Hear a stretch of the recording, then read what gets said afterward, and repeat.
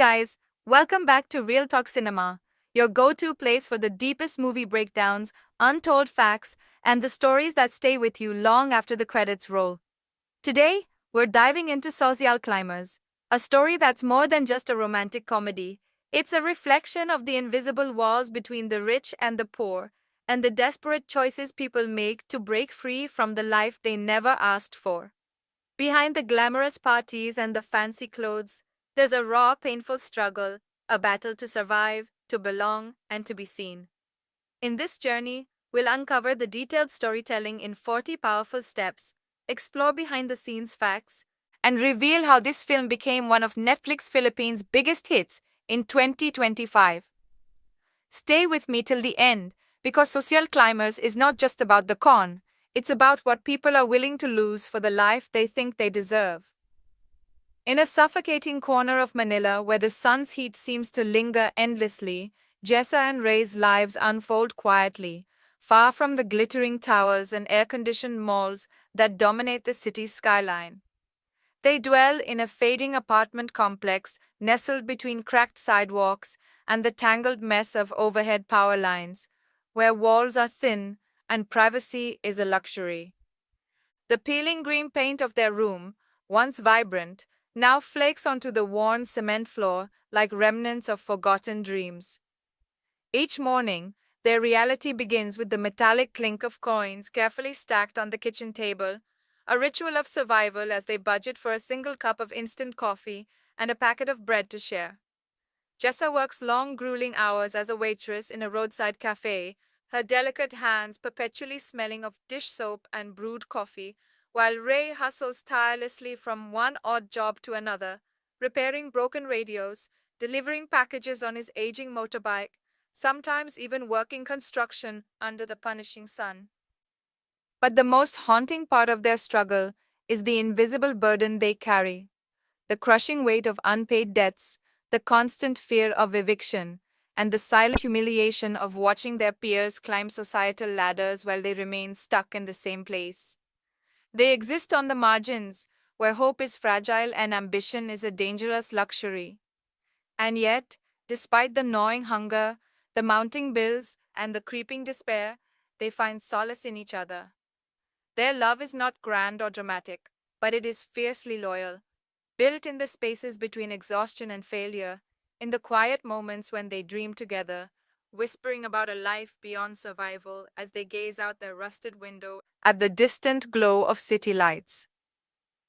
Ray often jokes about how life seems to be divided into two cities: the Manila of the rich, sparkling with rooftop bars and imported cars, and the Manila they know, where dreams rot in forgotten alleys. Beneath his humor, though, lies a slow burning frustration.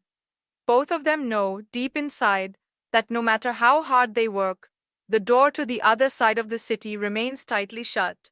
But what if that door could be forced open, not with honesty, but with cunning? What if, just once, they stopped following the rules designed to keep them small? In this moment, their journey quietly begins, not with a bold decision, but with a growing ache in their hearts. An ache to escape, an ache to belong, an ache to finally taste the life that's always been out of reach. Just when Jessa and Ray thought their lives couldn't sink any lower, the cruel hand of fate struck in the form of a faceless digital predator. It all started with a simple message, a too good to be true investment opportunity that promised to double their money in just weeks. Desperation blinded them. They clung to the hope that this could be their escape, their golden ticket out of poverty. With trembling hands, they wired their carefully hoarded life savings, every last peso earned from years of skipped meals, sleepless nights, and backbreaking work, into what they believed was a legitimate investment.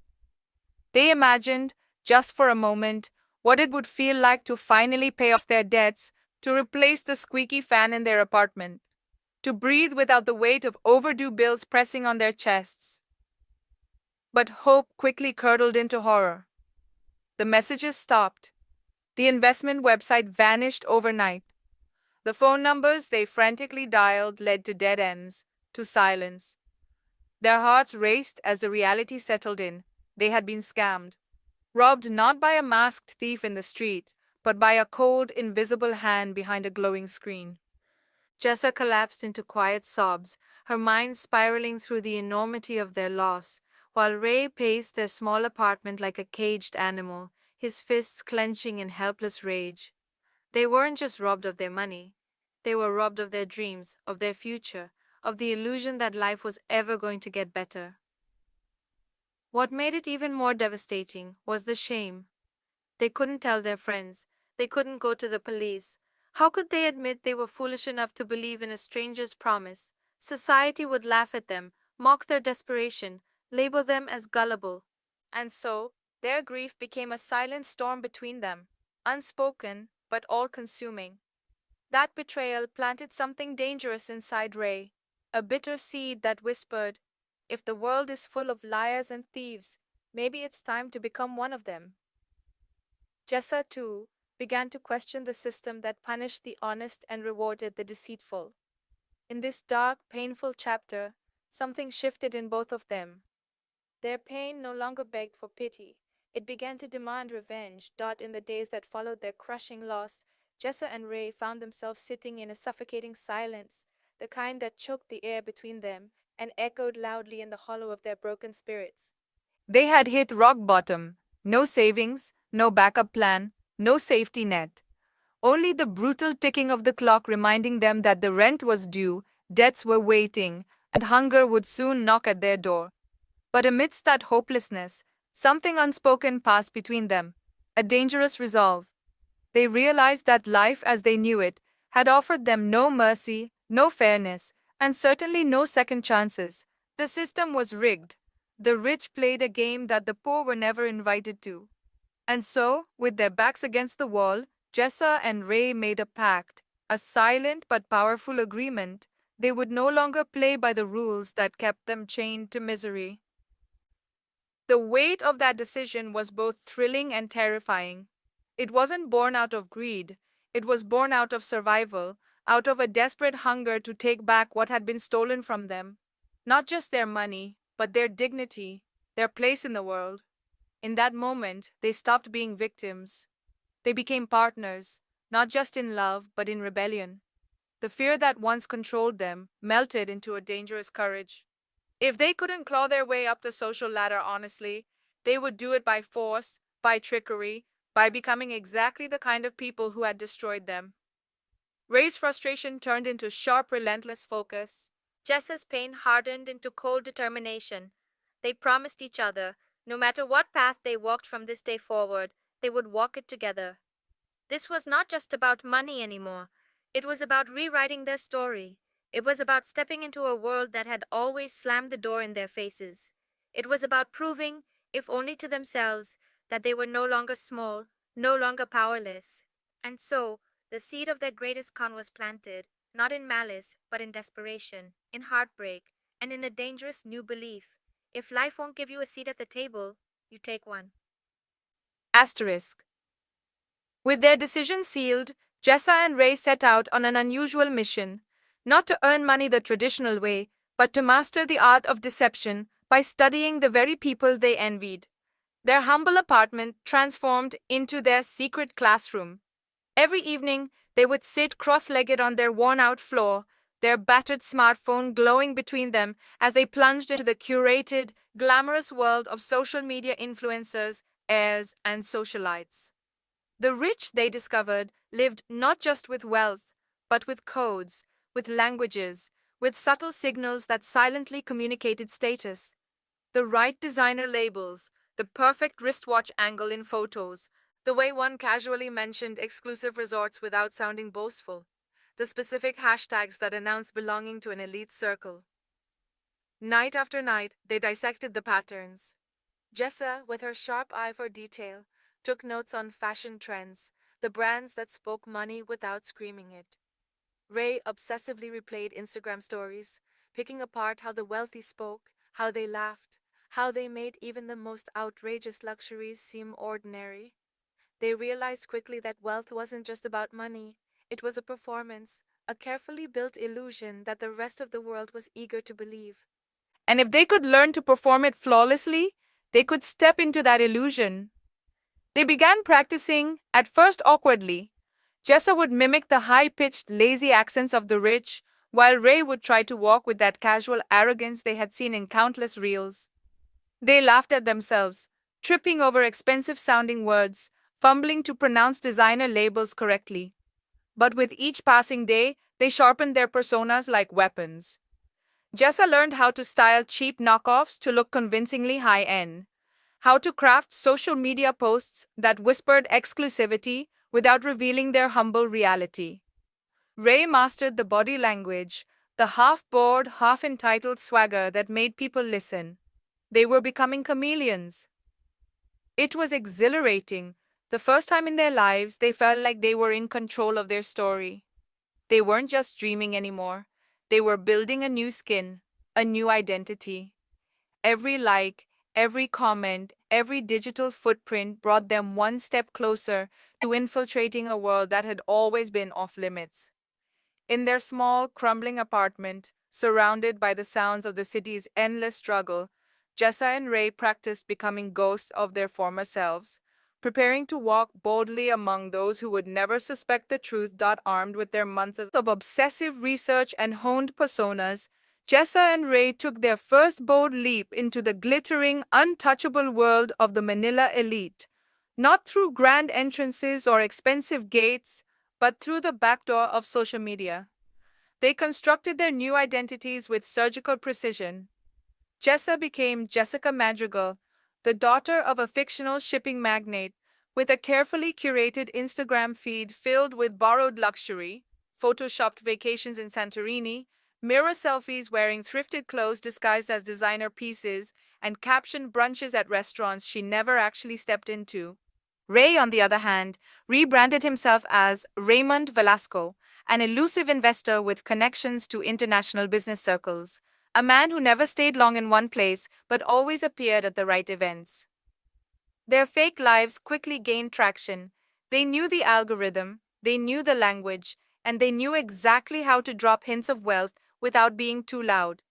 They followed the right people, commented at the right times, and slowly, almost invisibly, began to weave themselves into the digital fabric of Manila's high society.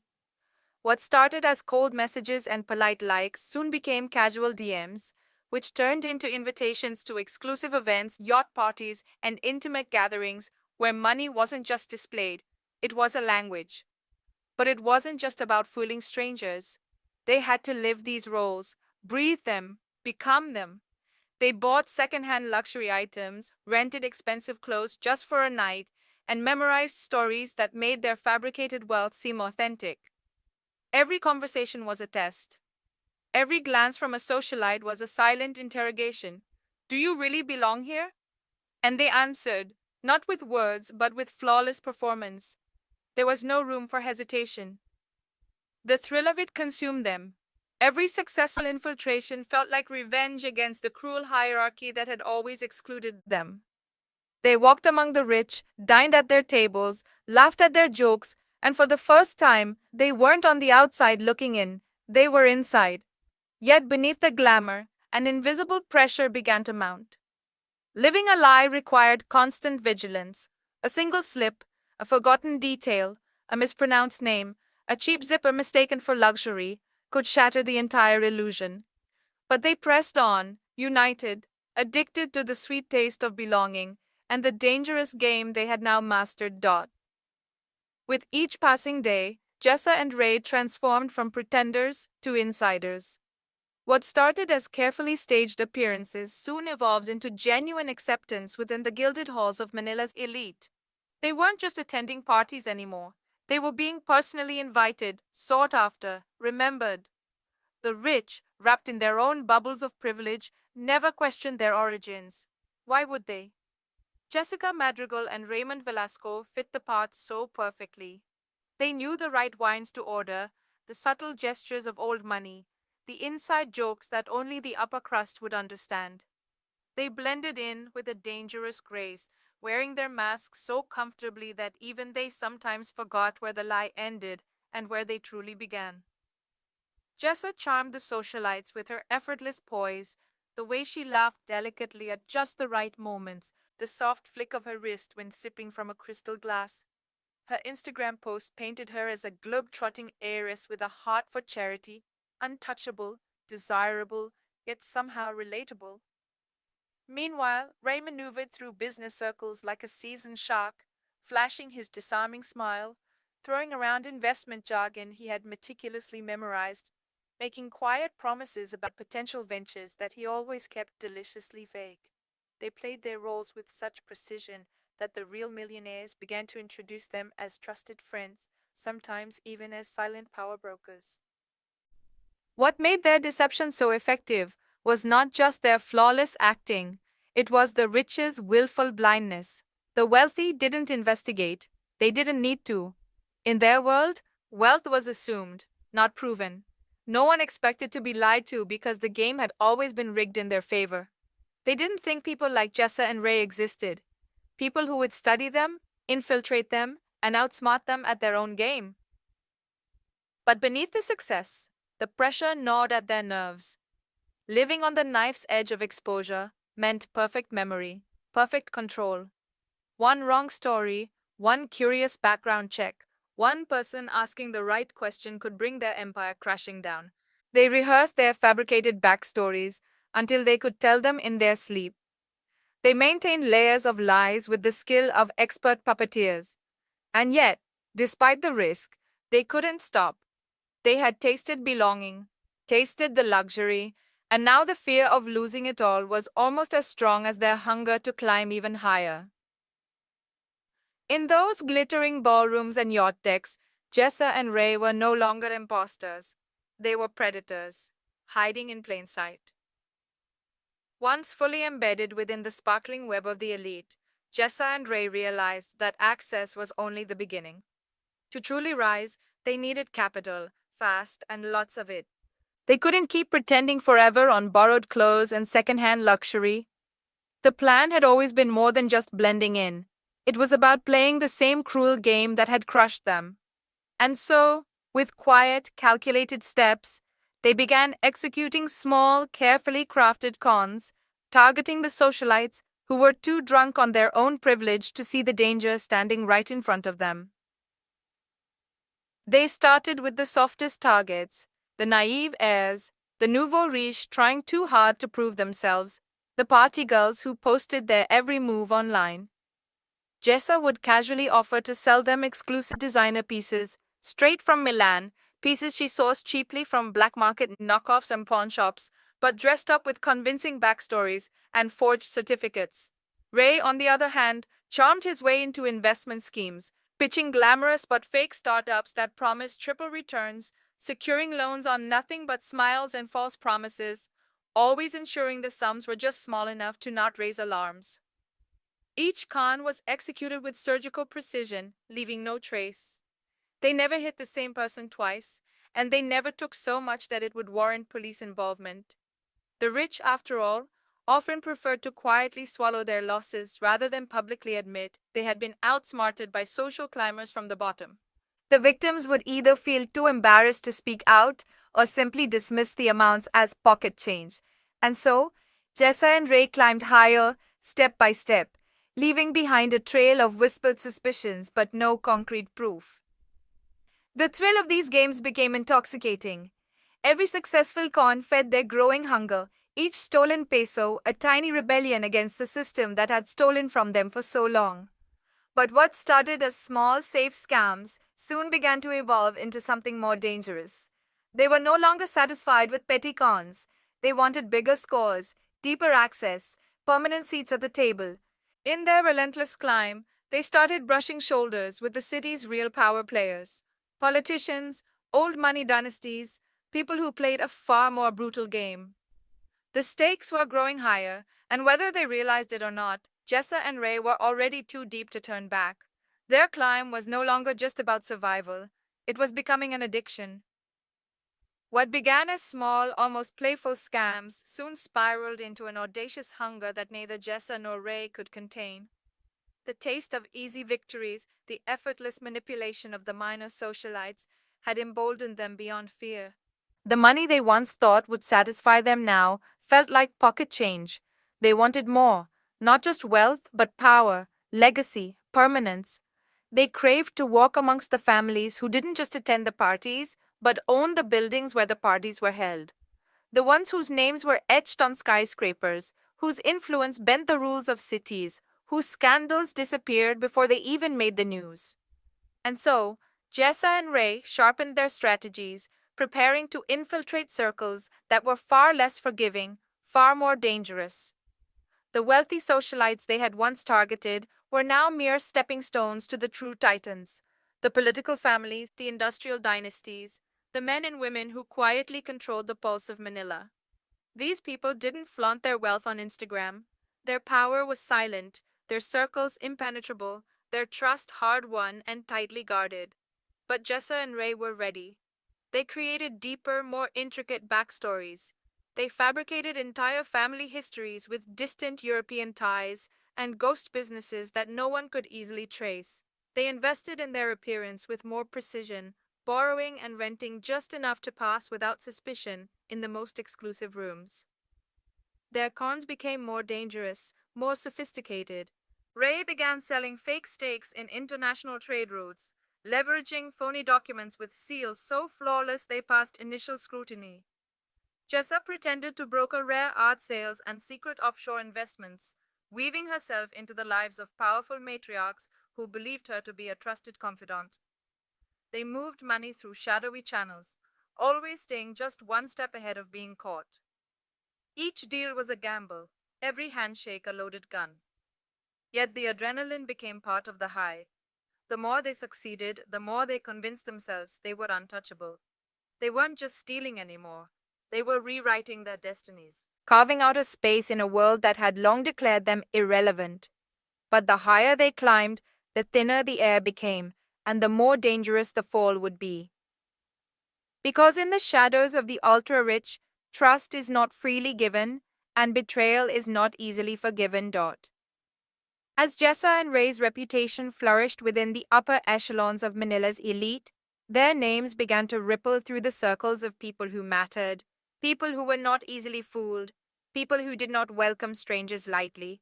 It was inevitable that their meteoric rise would eventually draw the gaze of someone like Isabella de Vera, a woman known in hushed whispers as the true queen of Manila's social hierarchy. Isabella wasn't just wealthy, she was a gatekeeper, a silent enforcer of pedigree, a master curator of who was allowed to belong and who would forever remain an outsider. She didn't simply attend the most exclusive gatherings, she orchestrated them. When Isabella first approached them at a gala shimmering with political royalty and international tycoons, her smile was warm, but her eyes were razor sharp, as if she could see the threads of their deception just waiting to unravel. Unlike the naive socialites they had manipulated before, Isabella did not believe in surface stories. She tested people, patiently peeling away their masks with the elegance of a predator who enjoyed the slow hunt. But Jessa and Ray, high on confidence and blinded by their own success, saw her as their golden opportunity, a direct path to the inner sanctum of power. Isabella invited them deeper into her world, into circles where wealth wasn't posted on social media, but whispered behind velvet curtains. She offered them connections that could make their wildest ambitions real.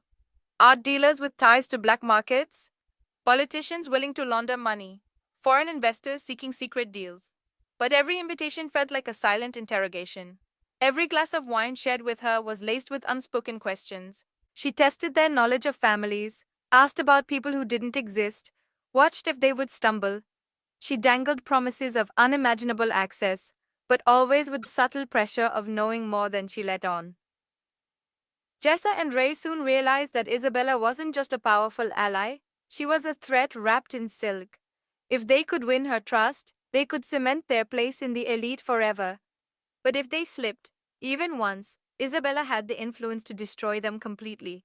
She played with them like a cat plays with a bird, curious to see if they would soar higher or crash spectacularly. In chasing the crown, they had attracted the attention of its most dangerous guardian, and now the stakes were no longer measured in money, but in survival. Empowered by Isabella's carefully curated introductions and dangerously emboldened by their streak of success, Jessa and Ray set their sights on their most ambitious and perilous target yet, an elite, invitation-only investment pool quietly managed by the city's wealthiest families. It was a secretive fund, one that promised astronomical returns for those with enough influence to participate. The amounts discussed were staggering. Millions of pesos moved in silent, undocumented transactions, protected by layers of trust and privilege. To the average person, this fund didn't even exist, but to the power brokers of Manila, it was the invisible engine behind political campaigns, luxury developments, and international trade deals. For Jessa and Ray, this wasn't just another con. This was the final mountain to climb, the one heist that could set them free forever. They meticulously wove themselves deeper into the inner circle, using every ounce of their charm, every forged connection, and every favor they had carefully built over months of manipulation. Ray played the role of the visionary investor flawlessly, presenting a rare opportunity involving a foreign-backed energy project, complete with layers of fabricated paperwork, shell companies, and staged meetings with actors posing as international partners. Jessa orchestrated introductions, subtly planting the idea among key socialites that this was a once-in-a-lifetime chance, exclusive, urgent, and only available to those who moved quickly. Their web grew tighter, their lies more intricate. The deception required coordination across fake bank accounts, digital footprints that could vanish overnight, and middlemen who believed just enough to vouch for them. The couple danced on the knife's edge, knowing that a single misstep would not just cost them the money. It would expose them completely in circles that punished betrayal with far more than social exile. As the pledges began to roll in, 7 figures from people who didn't blink at the amounts, Jessa and Ray felt the suffocating mix of euphoria and terror. They were this close to pulling off the impossible. But as the final signatures loomed, they couldn't ignore a shadow creeping at the edge of their grand illusion. Isabella's curiosity had grown sharper, her questions more pointed. The gatekeeper, who had once seemed like an ally, now felt like a trap waiting to spring. The stakes had never been higher. This wasn't just a con anymore. This was the point of no return. If they succeeded, they would disappear into a life of untouchable wealth. If they failed, they wouldn't just fall. They would be buried. As the final layers of their elaborate con settled into place, Jessa and Ray could almost taste their victory. The millions were within reach, the signatures were lining up, and the final transfers loomed just days away. But in the world of deception, the higher you climb, the more fragile the scaffolding beneath you becomes. It started small, imperceptible fractures in the stories they had told so perfectly for so long. A minor socialite, scammed months ago, resurfaced at a charity event, her quiet suspicions now sharpened into desperate curiosity. An offhand comment by Ray about an international partner didn't quite align with a name Jessa had dropped weeks earlier. A business associate mentioned an uncle of Ray's, who, upon checking, didn't seem to exist in any public record. These were details that might have slipped past the less observant, but within the rarefied circles they now inhabited, where power players were accustomed to sniffing out corporate lies and political half-truths, these inconsistencies glowed like warning lights. And then there was Isabella. Her polite questions turned surgical. Her dinner conversations seemed to probe deeper, not just into their fabricated businesses, but into their pasts, their families, their childhoods, the one thing Jessa and Ray had worked hardest to bury. She would ask about a distant cousin Jessa had supposedly met in Italy, or casually reference a financial firm Ray claimed to have worked for, watching their reactions like a hawk circling prey. What unsettled them most was that Isabella never challenged them directly. She simply planted seeds of doubt and let them grow.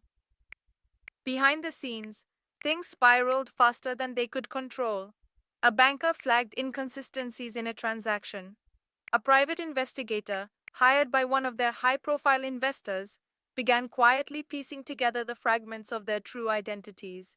Panic crept into Jessa and Ray's meticulously rehearsed performances. They scrambled to patch the holes, spinning new lies to cover the old ones, but the weight of their fabrications pressed in on them like a tightening noose. For the first time, the duo felt the walls close in. What was once a flawless dance now became a frantic sprint to stay ahead of exposure. But with Isabella pulling threads from the tapestry of their lives, how long could they keep the illusion alive before it all unraveled? Asterisk. As the cracks widened and the air around them thickened with the scent of inevitable collapse, Ray's confidence, once ironclad, began to erode. The thrill that had once electrified his veins now soured into anxiety, gnawing at him in sleepless nights and stolen moments of silence. He couldn't shake the feeling that they had crossed an invisible line, that what started as rebellion, as poetic revenge against the rich, had spiraled into something monstrous. They weren't just stealing anymore, they were risking everything, their freedom, their futures, their very lives. The quiet footsteps he heard behind him on lavish staircases felt heavier. Every polite smile from Isabella seemed laced with a hidden blade. Ray began to plead with Jessa, his voice trembling in the rare moments they were alone. He whispered about leaving, about cutting their losses and vanishing before the truth caught up with them.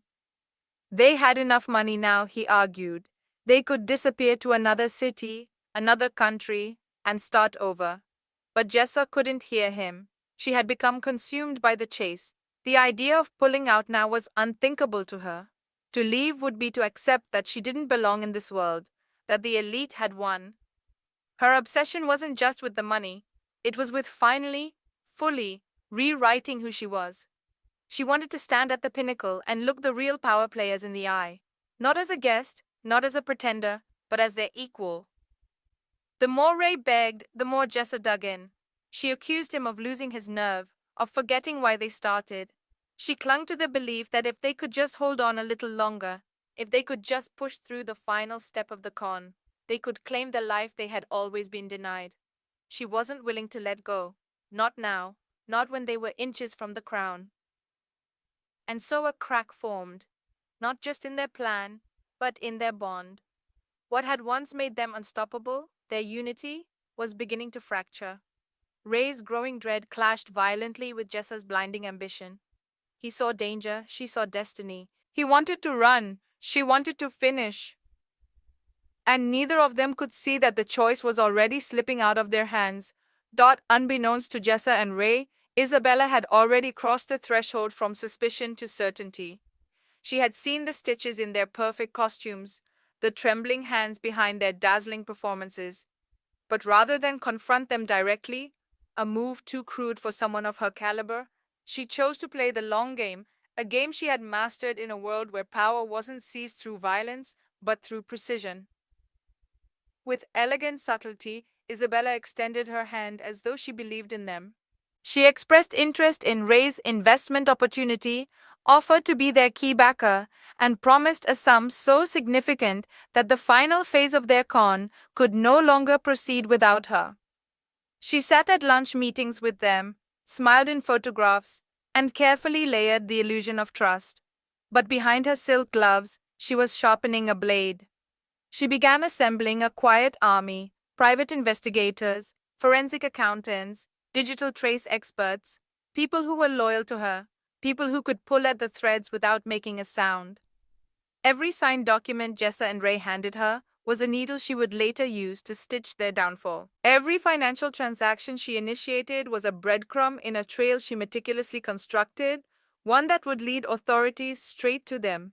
She fed them the illusion of success, letting them believe they were dancing ever closer to their ultimate victory, while beneath the ballroom, she was already preparing their graves.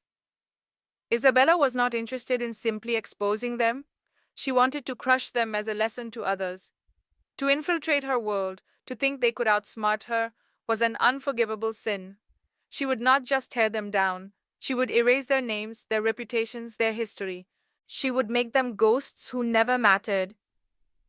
As Jessa leaned deeper into her obsession and Ray teetered on the edge of panic, neither of them realized that the final moves of their game were no longer theirs to make. Because when you play among kings and queens, it's always the silent players who move the deadliest pieces. The truth slammed into Ray like a cold, merciless wave the moment he stumbled upon a trail he was never meant to find. It happened almost by accident. A misdelivered email thread from an associate. A single document cross-referenced with names that shouldn't have been connected. The pieces clicked together with devastating clarity. Isabella had been orchestrating a trap all along. Her investments weren't a show of trust. They were breadcrumbs, perfectly designed to lead investigators to him and Jessa. She was baiting them, guiding them toward the very noose she had quietly tied. For a long, breathless moment, Ray's world spun violently.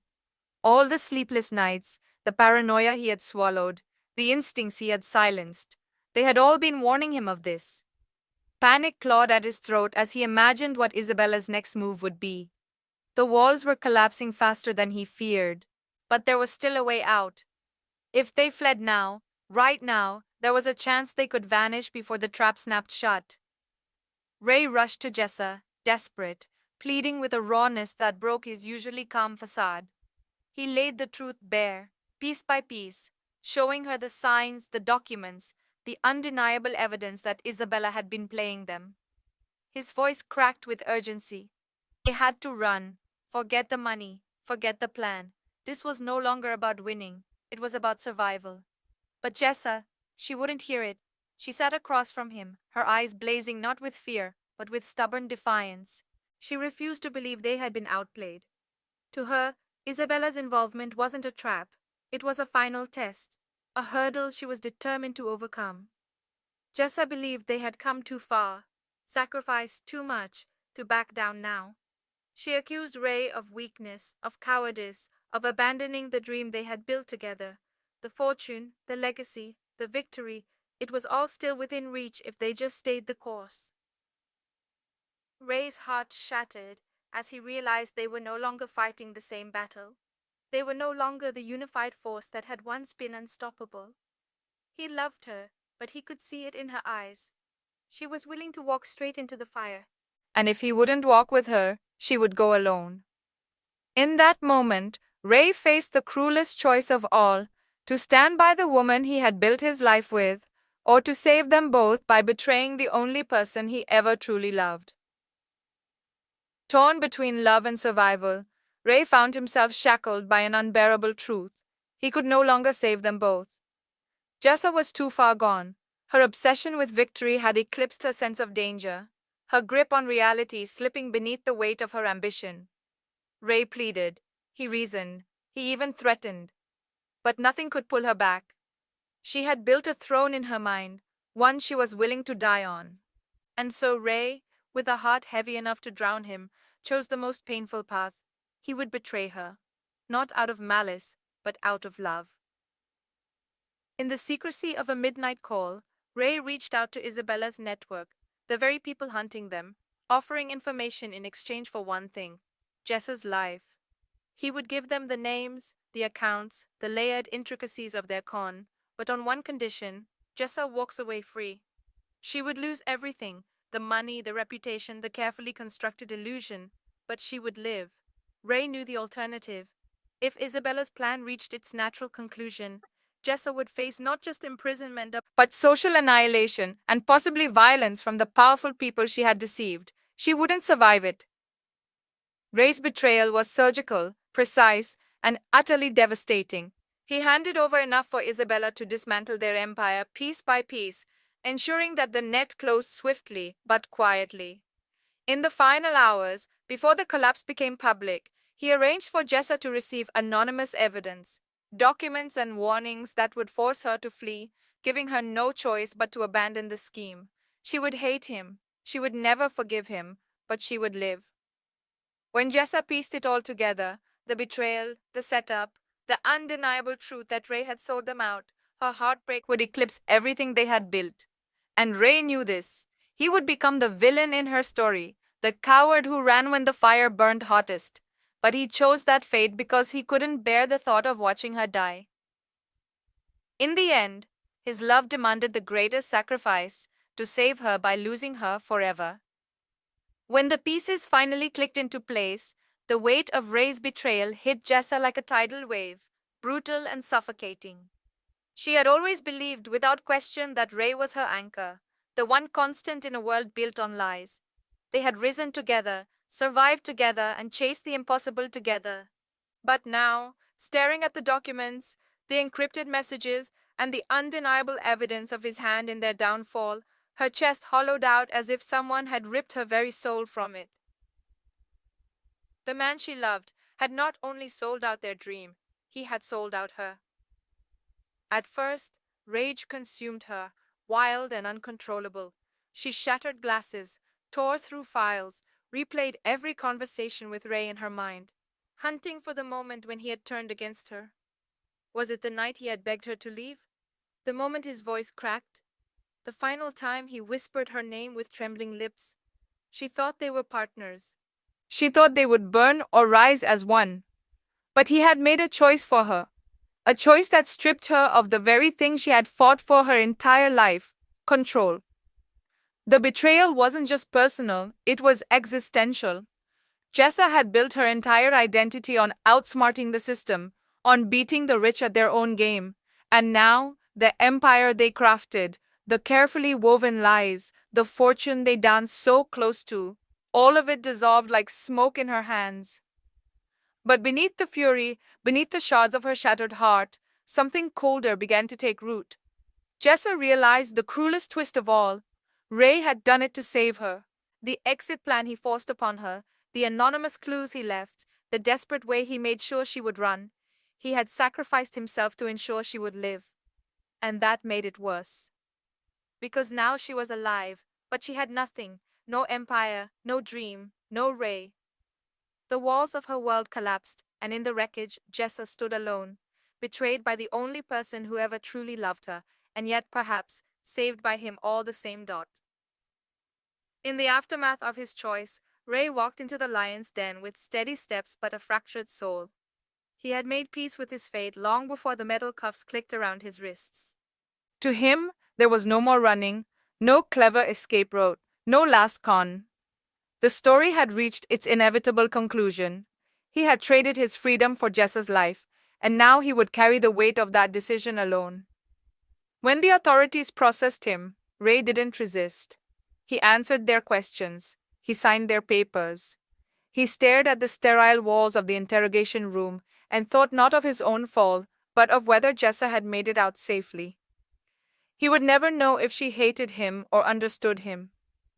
He would never know if she escaped clean or if her heart would ever recover from what he had done.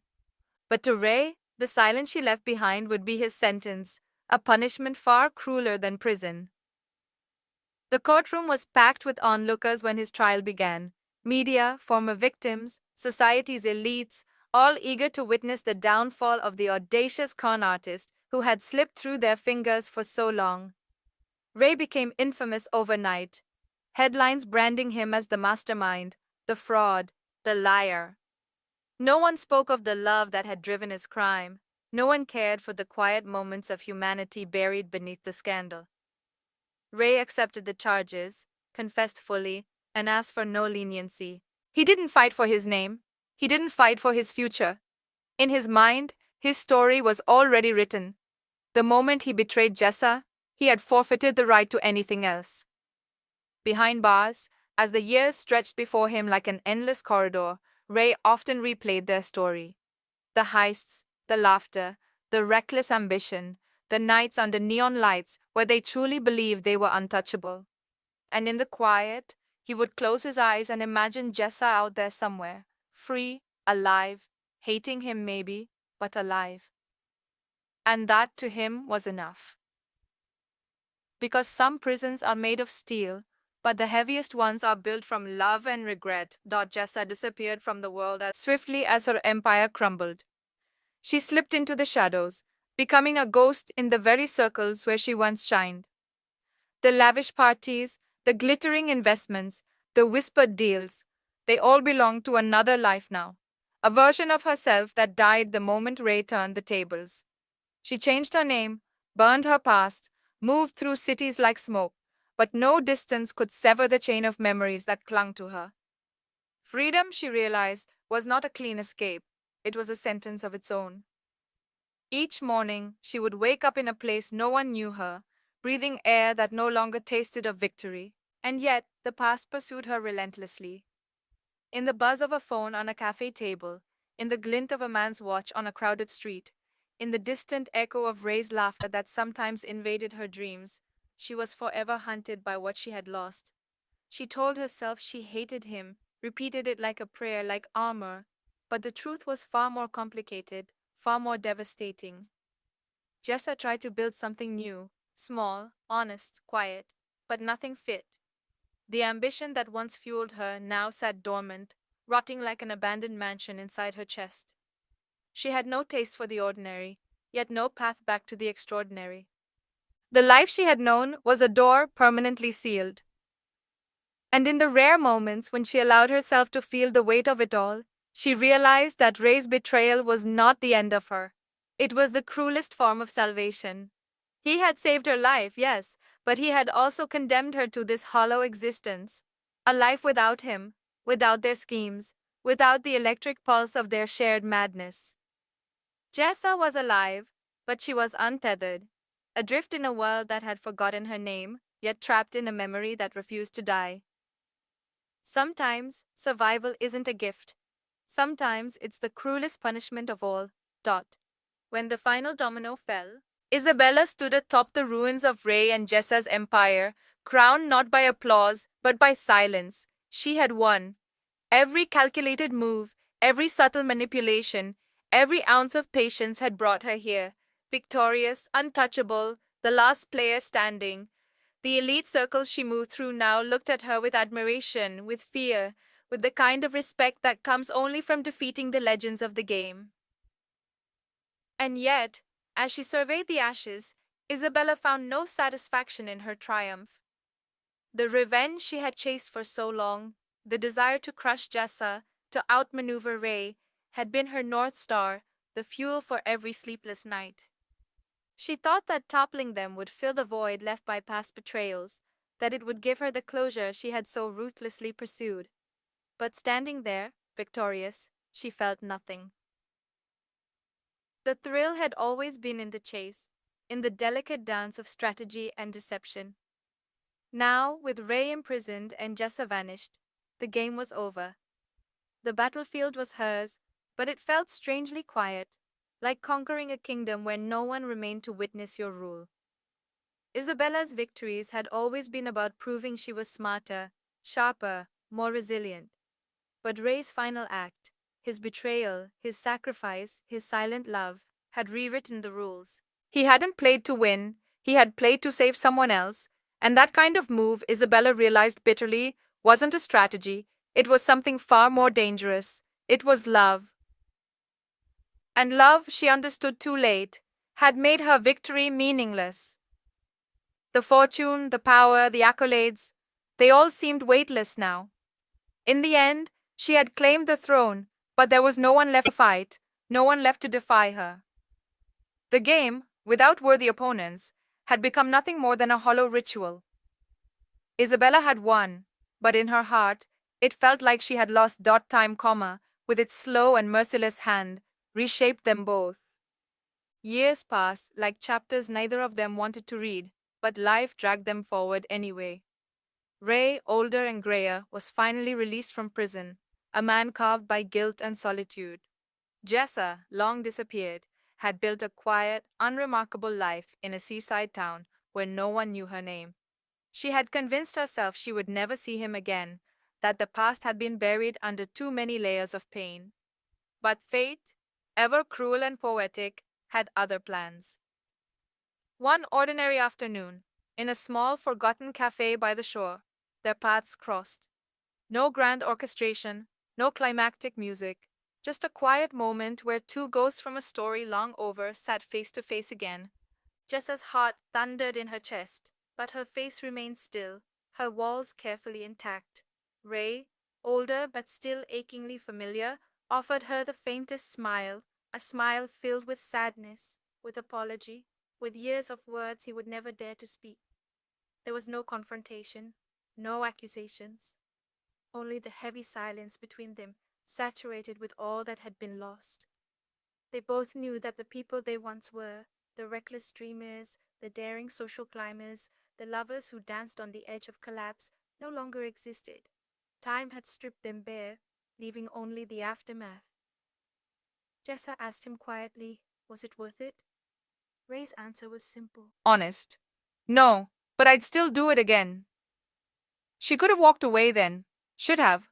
But instead, they sat together, sharing one final coffee, not as partners, not as enemies, but as two souls bound by a story only they could ever understand. And when they parted, there were no promises, no plans to meet again, just a silent acknowledgement that some connections never die, even when everything else does. Sometimes, closure isn't a grand gesture. Sometimes, it's just sitting across from the person who broke you and realizing you still remember exactly how they take their coffee dot. As Ray stood from the weathered cafe chair, his hands slightly trembling, he knew this would be the final time he would ever see Jessa. There was no lingering glance, no desperate plea for forgiveness, no cinematic farewell, just a quiet, irreversible decision to leave. He had spent years imprisoned by steel bars, but the real cage had always been his love for her. And now, the only way he could set her free was to vanish entirely. The weight of his footsteps grew heavier as he walked away, each stride pulling him further from the life they had built, from the girl he had both loved and destroyed. The air felt thin, the sky too large, the streets too empty. He told himself this was the right thing. She deserved a life untouched by his shadow. She deserved to breathe without the echo of his mistakes haunting her. But the truth sat like a stone in his throat. He would never stop loving her, not in this life or the next. Jessa didn't call after him. She didn't beg him to stay. Maybe she understood. Maybe she had known, all along, that Ray was a man destined to disappear.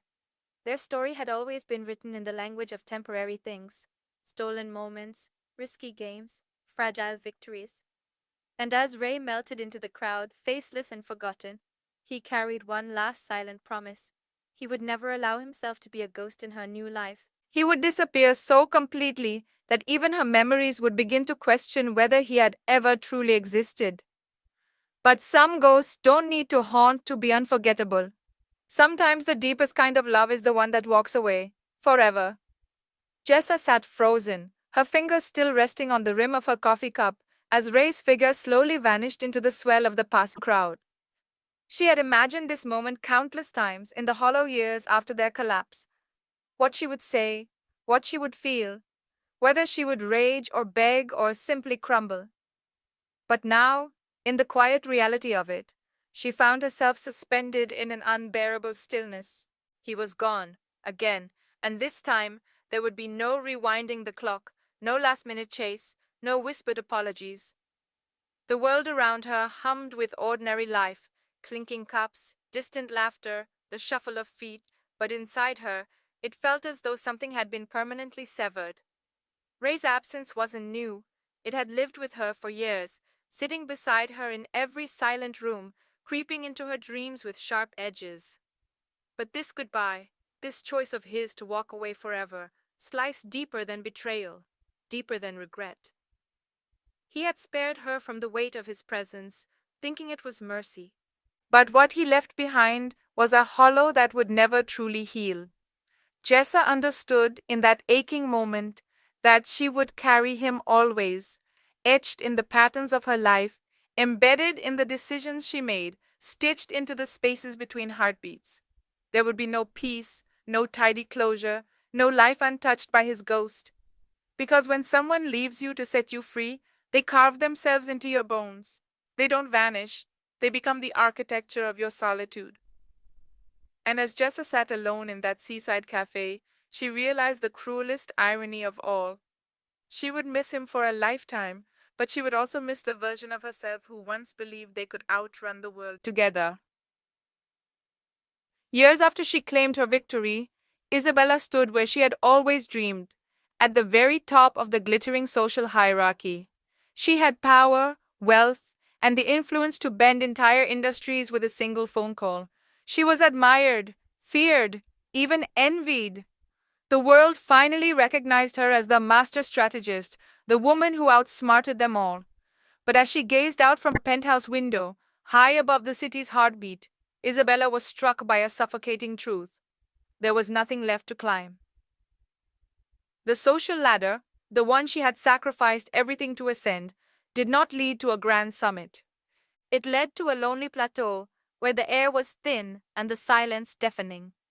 There were no more rivals to outwit, no more dangerous games to play, no more con artists to chase. Her victories were stacked like cold trophies in glass cabinets, untouched, unloved, and utterly meaningless now. She had spent so many years consumed by the pursuit that she had never asked herself what came after. Was power enough? Was winning enough? She had expected a crescendo, a final moment of glory where everything would finally make sense. But the peak, she discovered, was not a place of celebration. It was a place of isolation. Isabella's reflection in the towering glass no longer inspired her. The ambition that once set her on fire now felt like a distant ghost. She had clawed her way to the top, only to find that the view wasn't what she had imagined. It wasn't victory. It was emptiness wearing a crown. Because the cruelest lesson the social ladder teaches is this: it never ends. There is always another rung, another rival, another conquest. And if you climb for long enough, you forget why you started. You forget who you were before the climb consumed you. And sometimes, when the city quiets and the lights dim, Isabella wonders if maybe, just maybe, losing would have set her free. Ray vanished from the world that once knew him, slipping through cities like a shadow no one could catch. He traded his sharp suits for simple clothes, his name for something forgettable, his grand ambitions for quiet routines. In a distant town where no one whispered his story, Ray built a life of anonymity, a life where no one expected him to scheme, to lead, to conquer. It should have been freedom, the kind he had once thought impossible. And yet, it didn't feel like liberation. It felt like exile.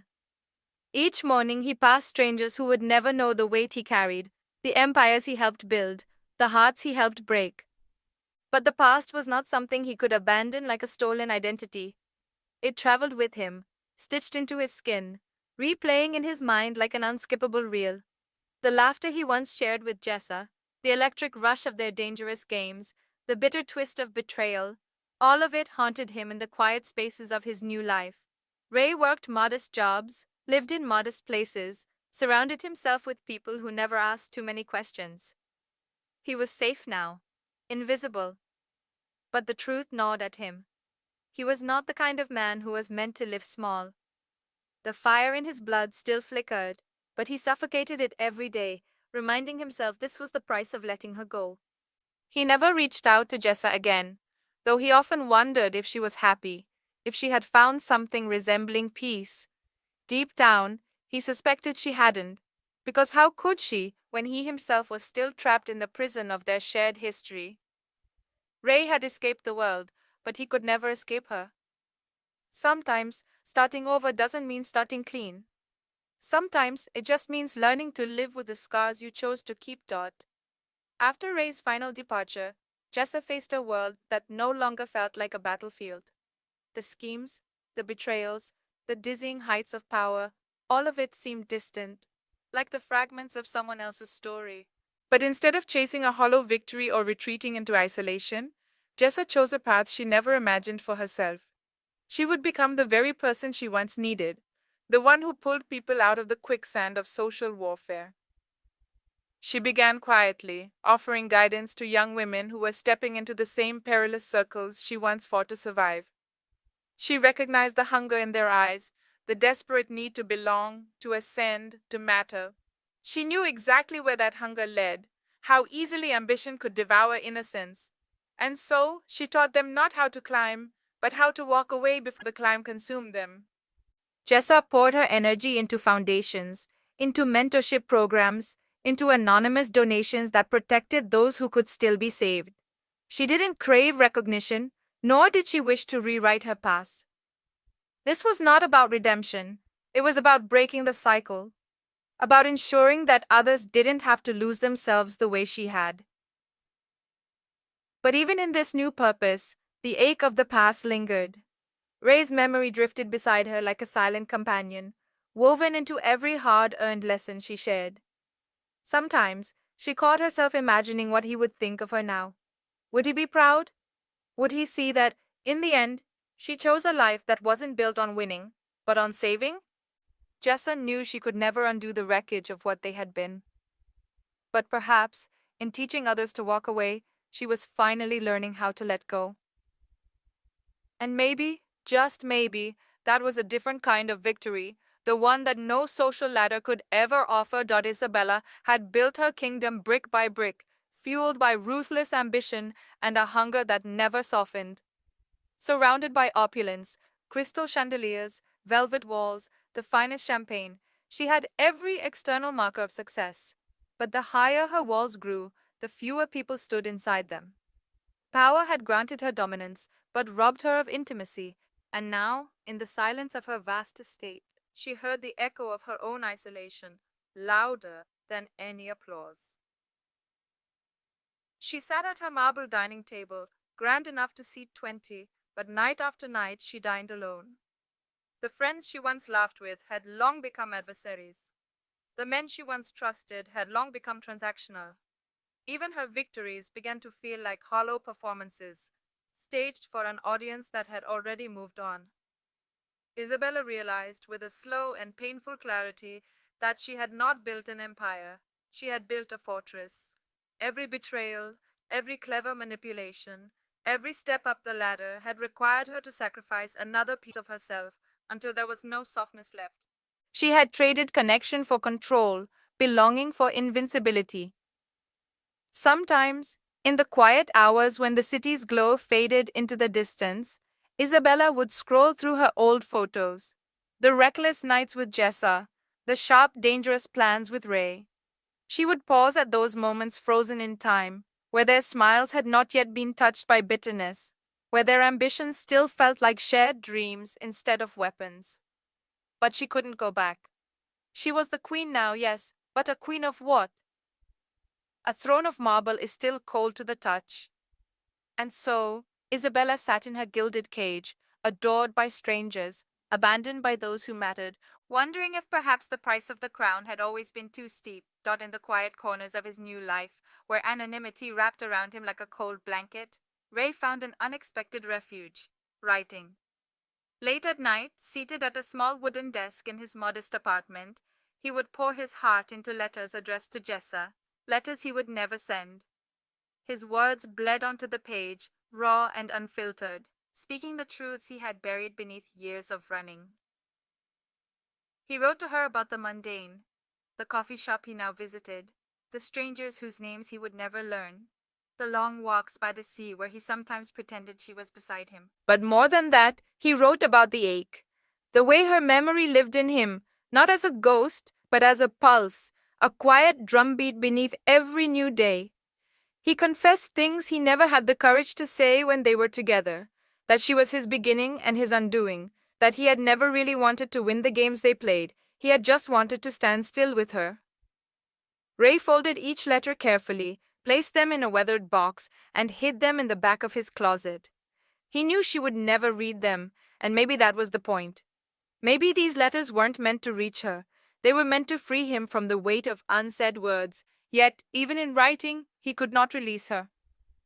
Because some loves are like ink. Once they stain your hands, they never quite wash off. And so he kept writing, letter after letter, not to reopen wounds, but to keep her alive in the only place where they could still speak, on the page. In his silence, in his exile, Jessa remained the loudest part of him. It happened by accident, as most life-altering discoveries do. Jessa had not been searching for him. She had long accepted that Ray had vanished from her world, leaving only the hollow ache of unfinished stories behind. But one rainy afternoon, while sorting through a package sent by an old mutual friend, she found it, a single envelope, worn at the edges, her name written in a hand she could never forget. There was no return address, no explanation, just the weight of possibility trembling in her hands. Her pulse thundered as she opened the letter, the paper trembling beneath her fingertips. Ray's words spilled across the page like a confession he had tried and failed to silence. He wrote of regret, of the life he built in the shadows, of the mornings he awoke whispering her name into the empty air. He wrote of their impossible love, not as a tragedy, but as the most honest part of himself. He wrote as though she was still listening, as though he had been writing to her all along. Tears blurred her vision as she read, because in those ink-stained lines, she found the pieces of him she thought she had lost forever. The vulnerability, the truth, the quiet surrender. It was a window into the life he had lived without her, a life that had never truly let her go. In that moment, the years of distance collapsed.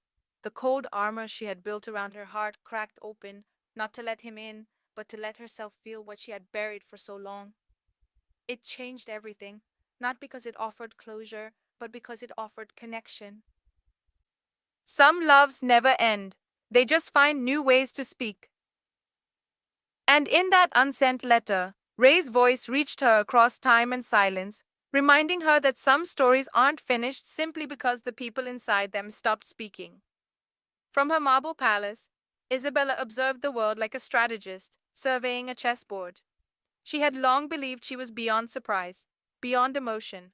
But as the news of Jess's quiet rise spread, her growing influence, her work with the vulnerable, her reputation built not on manipulation but on compassion, Isabella felt something unexpected stir within her.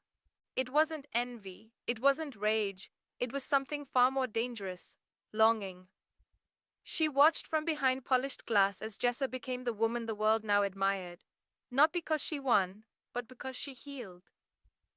Jessa had rewritten the rules Isabella had spent years mastering. She had walked away from the social games and built something real, something lasting. And Isabella, the queen of a lonely empire, felt a sharp ache twist through her, a hunger not for power, but for the one thing she had denied herself, connection. For years, Isabella had convinced herself that victory was the ultimate prize. She believed friendships were weapons, love was leverage, and loyalty was a currency to be spent. But watching Jessa now, surrounded by people who loved her without fear, people who followed her without being forced, Isabella realized she had misunderstood the entire game. She had won the battle, but lost the war that mattered. There were nights when Isabella would sit alone in her towering penthouse, staring at her phone, wondering what it would cost to dial Jessa's number, wondering if it was too late to bridge the chasm between them. But power had taught Isabella many things, and the cruelest lesson was this: some distances, once chosen, cannot be crossed. And so, she continued to watch Jessa from afar, trapped in her palace of victories, haunted by the life she could have had, the life that now belonged to someone else. It wasn't planned. After years of distance, silence, and lives lived in parallel but separate worlds, fate, or perhaps something more cruelly precise, brought them back together. A chance encounter on a quiet street neither of them usually walked, in a city neither of them truly called home. The air was crisp, the world around them moving in slow motion, and for a brief, disorienting moment, time seemed to fold in on itself. Ray froze when he saw her, his breath caught somewhere between disbelief and fear. Jessa stood just a few feet away, older, wiser, still carrying that same quiet fire in her eyes. She too hesitated, her mind racing with questions, memories, and 1,000 unsentences she never thought she'd have to piece together again. In that instant, the weight of all the years, all the choices, all the words left unsaid, pressed down on them both. They didn't rush towards each other. They didn't collapse into the embrace of old lovers desperate to reclaim what was lost. Instead, they simply stood there, two people forever shaped by the war they once waged together and apart. Two people who had loved and lost in ways no one else could understand. Ray offered a quiet, almost broken smile, as if to say, "I've carried you with me every day." Jessa returned it, her eyes shining not with regret, but with gratitude, because they had survived each other. They had survived themselves.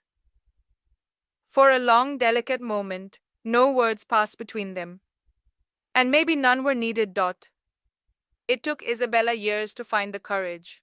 The walls she built around herself were thick, and for the longest time she believed stepping into Jessa's world would be an admission of defeat.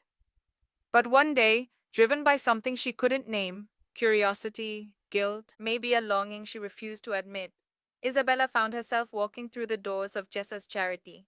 No entourage, no armor, just herself. Inside, she expected to find a carefully staged display, another kind of social power at work. But what she found instead was disarming. Real people. Young women laughing freely, their eyes bright and unguarded. Men who spoke about second chances as though someone had finally handed them a life worth living. And in every corner, the invisible fingerprint of Jess's compassion lingered. Soft, unpolished, authentic. As Isabella wandered through the halls, she heard their stories. Stories of those who had been on the brink of being swallowed by the very games she had once taught people to play. Stories of how Jessa didn't just save them, she showed them how to save themselves. And Isabella, the master of cold strategy, felt something inside her crumble. Standing among them, she realized this was the life she could have built, a legacy not carved in fear, but in hope. A life that mattered beyond the headlines, a life that didn't require walls or weapons. She never spoke to Jessa that day. She simply observed quietly, almost reverently, before slipping away like a shadow. But something shifted within her. For the first time, Isabella wondered if it was still possible for even her to begin again. Because sometimes the greatest power isn't in conquering the world. It's in learning how to join it. The news reached Jessa, not through grand gestures or public acknowledgement, but through a quiet whisper, a volunteer mentioning a mysterious woman who had walked the halls, who had asked no questions but had listened to every story with eyes that seemed to carry entire lifetimes. It didn't take much for Jessa to know. She had always known the weight of Isabella's presence, the subtle tension she left in a room like lingering perfume. And now, even in her absence, Isabella's shadow clung to the space. Jessa sat alone in her small office that evening, the city lights flickering beyond the window, as the weight of that silent visit pressed against her chest. She traced her memories of Isabella, not as an enemy, not as a rival, but as the complex, wounded woman who had once been her closest confidant. They had both burned their bridges, drawn their lines, but this quiet step, a visit without a demand, without confrontation, meant something. It was not a power play, it was something much rarer, a gesture of vulnerability. And Jessa felt it, the ache of old friendship resurfacing like a scar catching the light. She realized that maybe, beneath all the battles, beneath the betrayals and distance, there was still something unbroken between them. A thin, trembling thread that time and pride had not severed. She didn't call Isabella. She didn't send a message. She simply smiled to herself, a soft, knowing smile, because some reconciliations don't need words. Sometimes, the most profound forgiveness happens in silence, in the small, unspoken ways two people find their way back to each other. And in that quiet understanding, Jessa realized they were no longer opponents. They were simply two women, flawed, scarred, but still standing, who had finally laid their weapons down. For the first time in her carefully controlled life, Isabella stepped away from the stage she had built. The applause, the headlines, the carefully curated power, it all began to feel hollow, like echoes in an empty hall. She realized she no longer wanted to win in rooms filled with fear. She wanted to matter in places where no one was watching. And so, without fanfare, she withdrew from the social arenas she once dominated. Her journey toward change was not a grand revolution. It was quiet, uncertain, and deeply personal. She started by showing up in forgotten neighborhoods, sitting in the back of community halls, listening to stories that once would have seemed beneath her. She volunteered anonymously, her sharp heels traded for worn sneakers, her designer coats replaced with simple cardigans. In those small, ordinary moments, Isabella met people who had no idea who she was, people who spoke to her without fear, without expectation, without agenda. And in their stories, she found pieces of herself, pieces she had long buried under layers of strategy and ambition. She stumbled, she doubted. There were days when her old instincts screamed at her to run back to the comfort of power, but slowly she learned how to stay. She didn't seek redemption as a public spectacle. She didn't chase Jess's approval. Her journey was hers alone, A quiet, aching climb toward becoming the kind of woman who no longer needed to win to feel worthy. In the end, the world didn't notice her transformation, but that was exactly the point. Sometimes the most important battles are the ones no one else can see. After years of silence, years of unsent words gathering dust in his desk drawer, Ray finally found the courage to write what would become his last letter to Jessa. Not one meant to be hidden, not one meant to be lost in the quiet folds of his regret, but one meant to be read. His hands trembled as he wrote, not because he feared rejection, but because he knew this letter would not ask for anything. It would simply give. In those carefully chosen words, Ray poured out the truth he had once been too afraid to say. How loving her had been the most honest chapter of his life. How the ache of their distance had shaped him more than their closeness ever did. And how, even from afar, she had taught him what it meant to be brave, to change, to let go. He told her about the life he built, about the pieces of himself he had mended, about the ways he had learned to forgive not just her, but himself. There was no plea for reunion, no desperate hope to rekindle what time had naturally worn thin. It was a love letter, yes, but more than that, it was a letter of release. A letter that gave them both permission to truly move forward. When he dropped the envelope into the mailbox, Ray felt something shift inside him, a quiet lightness, as though he had finally laid down a weight he'd carried across years and continents. For Jessa, when the letter arrived, it wasn't a reopening of old wounds. It was a closing of a door that had never fully shut. It was peace, wrapped in paper and ink. It was the sound of an echo finally fading. And for both of them, it was enough. When the letter arrived, sealed in familiar handwriting that time had only slightly softened, Jessa felt her heart pause. For a moment, the weight of old memories pressed against her ribs. Their laughter, their arguments, their quiet moments of near love that had always hovered just out of reach.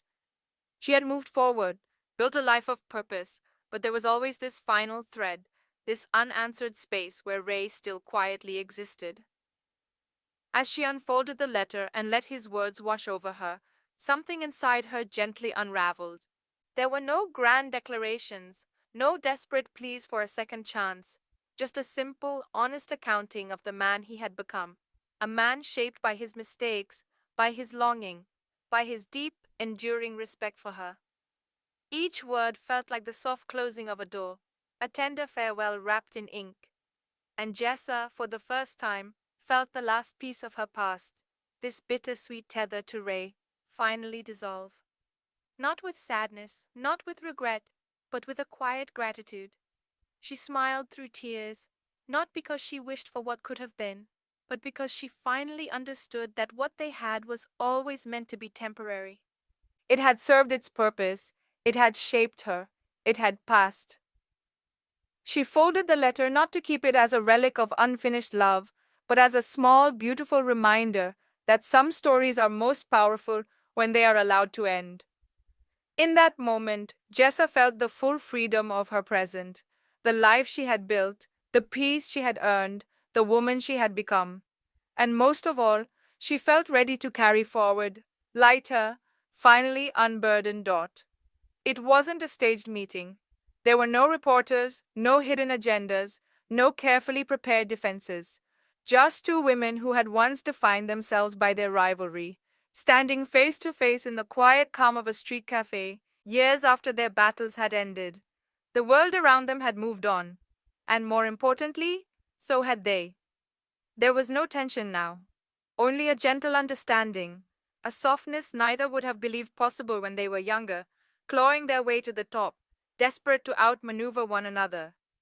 They had spent so long believing power was a limited currency, that only one of them could win.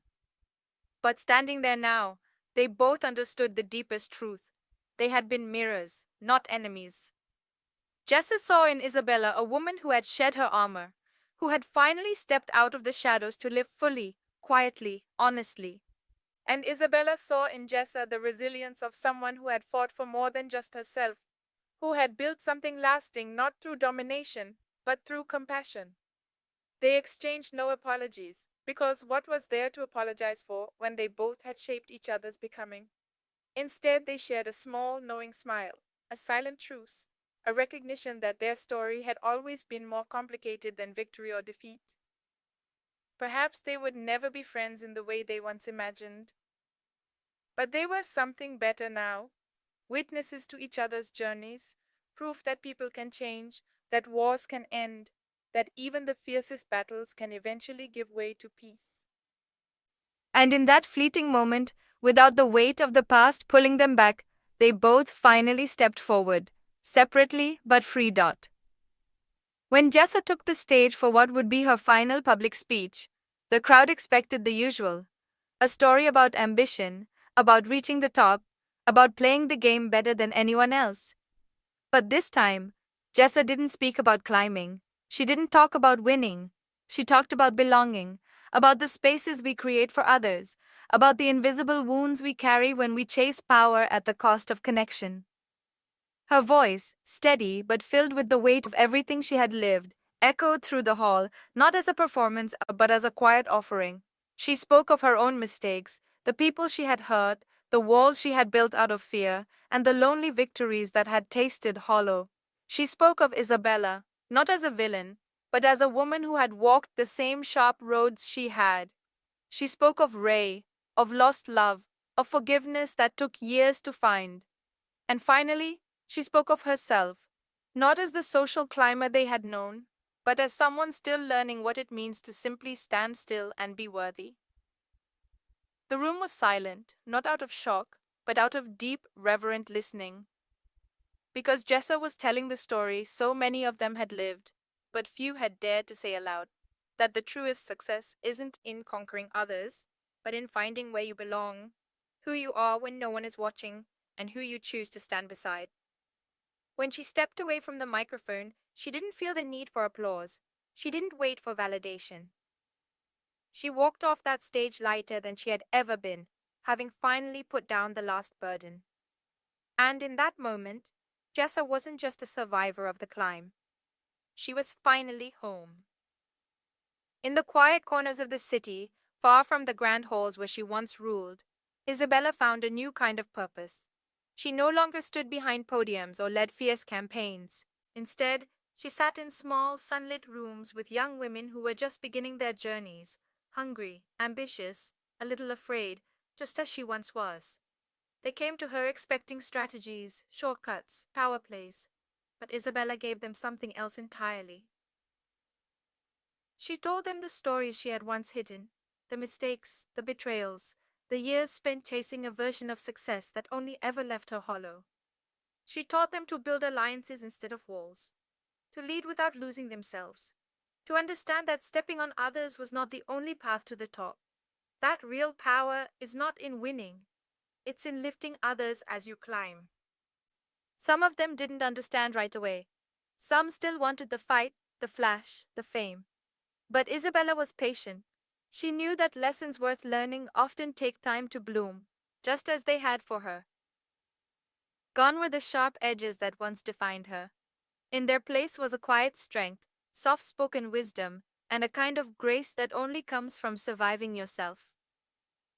And though the world no longer watched her, Isabella's impact now ran deeper.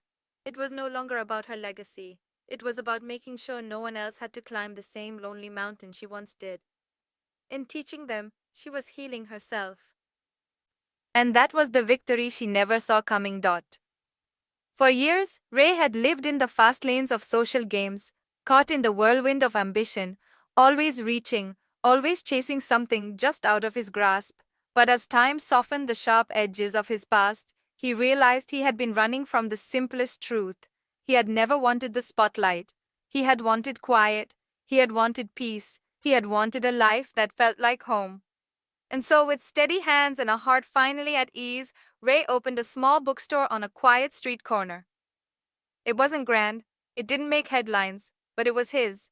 Wooden shelves filled with stories, the comforting scent of old pages, sunlight drifting through dusty windows. This was the life he had always dreamed of, but had once been too afraid to choose. In that little shop, surrounded by the words of others, Ray finally wrote his own story. Not in grand gestures, but in the quiet rituals of serving tea to loyal customers, recommending books that had once comforted him, and watching strangers fall in love with forgotten tales. He would sometimes think of Jessa, not with ache but with warmth, like a chapter that had ended exactly when it was meant to. And sometimes, on slow afternoons, he would imagine her somewhere out there, finally at peace too. Ray no longer needed to win. He no longer needed to climb. He had found the life that fit his soul, a small, beautiful life filled with stories, with calm, with meaning. And in that life, he was finally home. In the end, the story of Social Climbers wasn't about who reached the top, it was about who chose to step off the ladder. The battles, the betrayals, the hunger for influence, they all faded like distant echoes, outpaced by the quiet, profound decisions each character made to walk away from the games they once lived for. Jessa found her freedom not in conquest, but in belonging to herself, to the life she built, to the people who stood by her, even when ambition tried to tear her apart. Isabella found her peace not in domination, but in the simple, powerful act of teaching others to climb with kindness. Ray found his happiness not in the race, but in the stillness of a small bookstore, in the soft turning of pages, in the quiet he had always longed for. There were no grand finales, no explosive triumphs, no definitive defeats. Instead, there was resolution, there was healing, there was growth. Because sometimes the greatest success is learning to stop climbing. Sometimes the bravest thing is to choose enough. Sometimes the real story is not about who you beat, but about who you become when you stop running. And as their paths drifted apart under soft city lights, each of them finally realized they didn't need to win anymore. They had already found what mattered: peace, closure, the life that truly fit. And that's where the story was always meant to end. Hey guys, this was Real Talk Cinema, and today we didn't just break down a story about romance, ambition, or social battles, we explored a story about what it truly means to let go. In Social Climbers, no one really won in the way we usually expect. There were no gold medals, no final victories, no dramatic showdowns. Instead, we witnessed something far more real and far more rare. People who stopped chasing, people who chose peace over power, people who realized that sometimes the climb isn't worth it if it costs you your soul. Jessa, Isabella, Ray, they all walked away from their wars. Not because they lost, but because they grew. And maybe that's the real victory this story wants to leave with us. Success isn't always about being the best. Sometimes it's about finally being at peace with who you are, where you are, and who you're with. Thank you so much for watching, guys. If you felt connected to this story, don't forget to like, share, and subscribe for more deep, honest movie breakdowns right here on Real Talk Cinema. Until next time, keep watching, keep feeling, and remember, some climbs just aren't worth the fall. Sometimes the final chapter isn't a grand reconciliation or a dramatic ending. It's just a silent acknowledgement that what they had was real, that it mattered, and that they could finally set it down. They parted ways without promises, without goodbyes, but with peace. And for them, peace was everything they had never dared to hope for.